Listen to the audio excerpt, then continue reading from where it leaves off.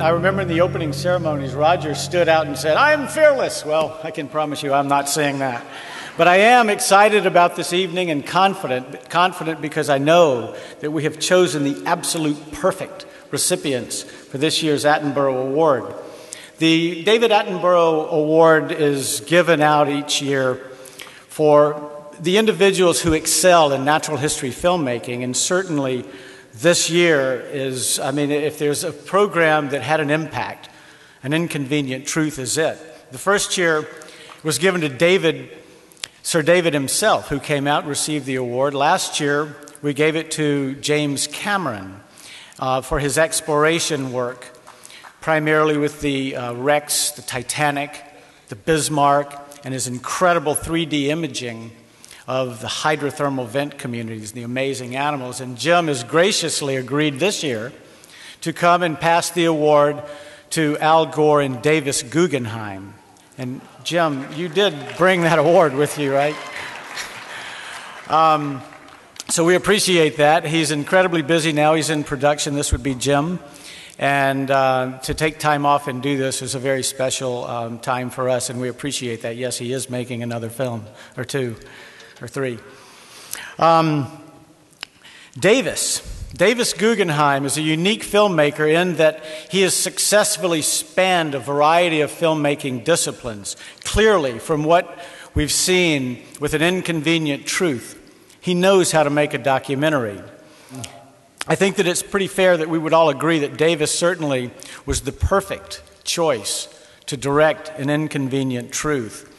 And I would imagine that his wife, Elizabeth, would certainly have considered him a shoo-in from day one. Sorry.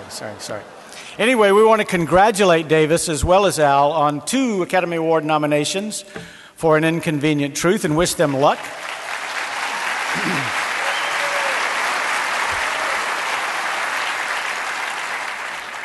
Then there's that other guy.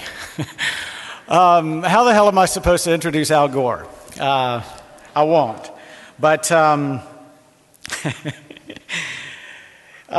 you probably know, well, you just heard that he was nominated for a Nobel Prize. I think that's pretty amazing timing and an amazing accomplishment. Clearly, I don't need to introduce Al, but I do want to say that, I can't tell you how much, and I'm sure all of you feel the same way, we appreciate the mission that he's on and the incredible drive that this man has. And I would imagine that every one of us out there would hope that at least in some point in our lives, we would have as much passion about a subject as Al Gore has on global warming and what we're doing to this planet. And another thing that I'm absolutely sure of is that you came here tonight to listen to them and not me. So let's get on with it. Please welcome Mr. Davis Guggenheim and Al Gore. I first became fascinated with octopus at an early age. I grew up in Mobile, Alabama. Somebody's got to be from Mobile, right? And Mobile sits at the confluence of 5 rivers, forming this beautiful delta. And the delta has alligators crawling in and out of rivers filled with fish and cypress trees dripping with snakes, birds of every flavor. It's an absolute magical wonderland to live in if you're a kid interested in animals to grow up in.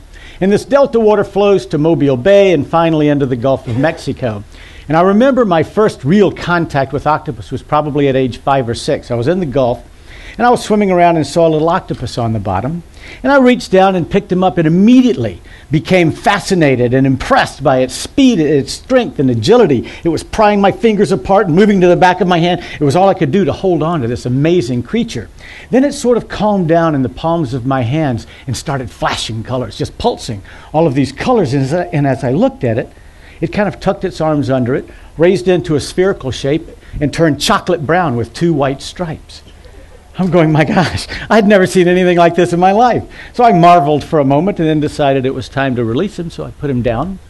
The octopus left my hands and then did the damnedest thing. It landed on the bottom in the rubble and vanished right before my eyes. And I knew right then at age 6, that is an animal that I want to learn more about. So I did.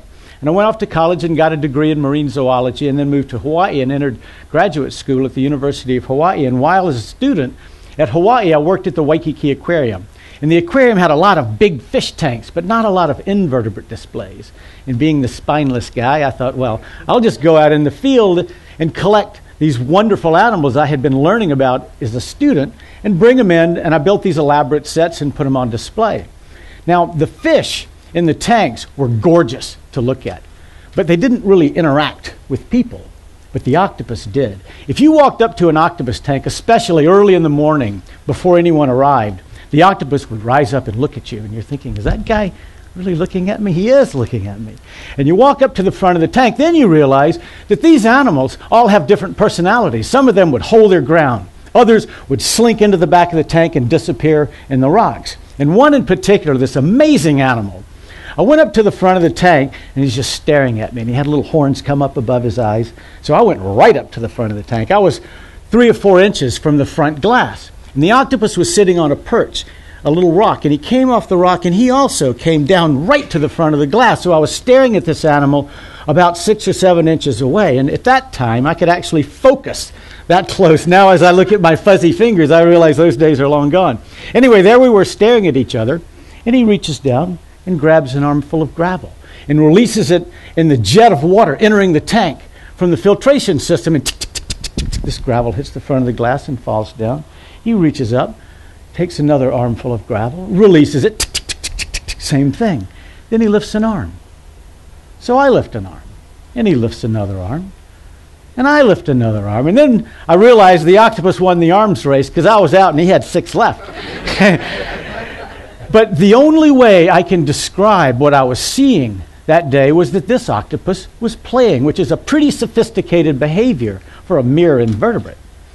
So about 3 years into my degree, a funny thing happened on the way to the office, which actually changed the course of my life. A man came into the aquarium. It's a long story, but essentially, he sent me and a couple of friends of mine to the South Pacific to collect animals for him. And as we left, he gave us 2 16mm movie cameras. He said, make a movie about this expedition. Okay, a couple of biologists making a movie. This will be interesting. And off we went. And we did. We made a movie which had to be the worst movie ever made in the history of movie making. But it was a blast. I had so much fun. And I remember that proverbial light going off in my head thinking, wait a minute, maybe I can do this all the time. Yeah, I'll be a filmmaker. So I literally came back from that job, quit school, hung my filmmaking shingle, and just never told anyone that I didn't know what I was doing. It's been a good ride. And what I learned in school, though, was really beneficial. If you're a wildlife filmmaker and you're going out into the field to film animals, especially behavior, it helps to have a fundamental background on who these animals are, how they work, and a bit about their behaviors. But where I really learned about octopus was in the field as a filmmaker, making films with him, where you're allowed to spend large periods of time with the animals, seeing octopus being octopus in their ocean homes.